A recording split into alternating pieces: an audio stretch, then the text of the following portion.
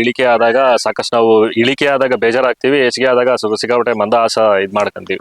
So ನೋಡಿ, basic ಆಗಿ productivity ಬಗ್ಗೆ ನಾನು ಮಾತನಾಡಿದೆ ಕಳೆದ ಒಂದು ಇದರಲ್ಲಿ. ಸೊ ಈಗ ನೋಡಿ, ಈಗ ಒಂದು ಉದಾಹರಣೆಗೆ 30,000 ಕೊಬ್ಬರಿ ಆಯ್ತು. ಸೊ ಉದಾಹರಣೆಗೆ ಪ್ರೊಡಕ್ಷನ್ ನಿಮ್ದೇನು 10,000 ಉದಾಹರಣೆಗೆ ನಿಮ್ ಕಾಯಿ ಬೀಳ್ತಾ ಇದ್ರೆ, ಇವತ್ತಿನ ಪ್ರೆಸೆಂಟ್ ಇದ್ರಲ್ಲಿ ಎಷ್ಟು ಬೀಳ್ತಾ ಇದೆ? 3,000, 2,000, 4,000 ಬೀಳ್ತಾ ಇದೆ.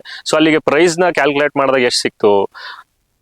ಅರ್ಥ ಆಯ್ತಾ? 15,000 ಕ್ವಿಂಟಾಲ್ ಇದ್ದಾಗ ಎಷ್ಟಿತ್ತು ನಿಮ್ದು ಪ್ರೊಡಕ್ಷನ್, 30,000 ಇದ್ದಾಗ ಪ್ರೊಡಕ್ಷನ್ ಎಷ್ಟಿತ್ತು, ಸೊ ನಿಮ್ಮ ತೆಂಗಿನ ಉತ್ಪನ್ನ. ಸೊ ಆ ಒಂದು ಕ್ಯಾಲ್ಕುಲೇಷನ್ ಬೇಸಸ್ ನ ಮಾಡ್ಕೊಳ್ಳಿ. ಸೊ ಇಲ್ಲಿ ಯಂಗ್ ಜನರೇಷನ್ಸ್ ಅಥವಾ ಸಾಕಷ್ಟು ಒಂದು ತಿಳಿದ ಬುದ್ಧಿವಂತರುಗಳು ಒಂದಿಷ್ಟು ವಿಚಾರಗಳನ್ನ ನಾವು ಮಾಡಬೇಕು. ಯಾಕೆ ಅಂತಂದ್ರೆ ಎಲ್ಲರೂ ಬುದ್ಧಿವಂತರೇ, ನಾನು ಇಲ್ಲ ಅಂತ ಹೇಳ್ತಾ ಇಲ್ಲ. ಸೊ ಪೊಲಿಟಿಕಲ್ ಅಜೆಂಡಾಕ್ಕೆ ಖಂಡಿತ ನೀವು ಮಾರು ಹೋಗಿ ನಿಮ್ಮನ್ನ ನೀವು ಮಾರ್ಕೋಬೇಡಿ. ಖಂಡಿತ ಇಲ್ಲಿ ಕಾನ್ಸ್ಟಿಟ್ಯೂಷನ್ ಅಥವಾ ಲಾ ಏನಿದೆ ಪ್ರತಿಯೊಬ್ಬ ಸಾಮಾನ್ಯ ಪ್ರಜೆಗೋಸ್ಕರ ಇರ್ತಕ್ಕಂಥದ್ದು, ಅದನ್ನ ನಾವು ಅರ್ಥ ಮಾಡ್ಕೋಬೇಕು.